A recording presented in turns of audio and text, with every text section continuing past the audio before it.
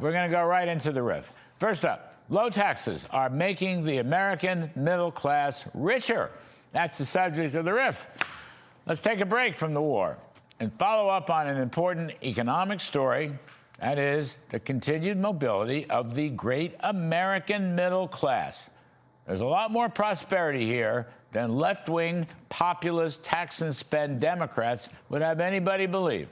Scott Winship over at the American Enterprise Institute, he's got a new study out showing how the core middle class and lower incomes have been shrinking because of a boom in the upper middle class. How about that?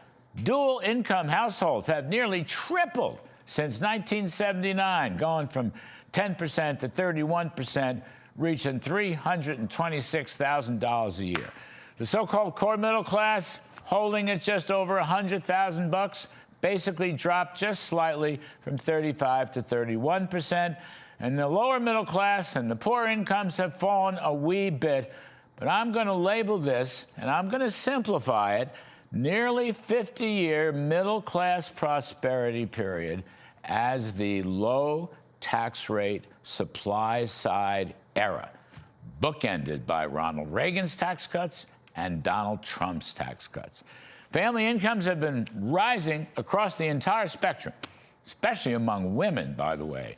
Other studies show that individual mobility, going from people in the bottom one-fifth of earners to the top one-fifth, that has also increased significantly, I believe, by 50%.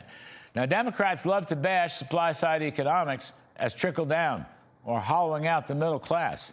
But the data show it is not true.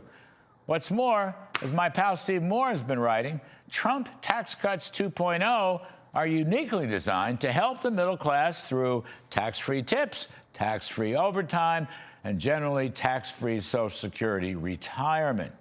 Add to that the Trump accounts, the savings accounts, which help newborns own a piece of the rock and accumulate wealth, no matter who they are, or where they're from, or what color their skin. Trump Tax Cuts 1.0 during his first term disproportionately benefited middle-class, blue-collar type wage earners because of the positive impact of lower business taxes. The same is true for Trump 2.0, with its 100% immediate cost expensing and reciprocal fair trade that is channeling a factory building boom that will be an enormous booster rocket for working folks.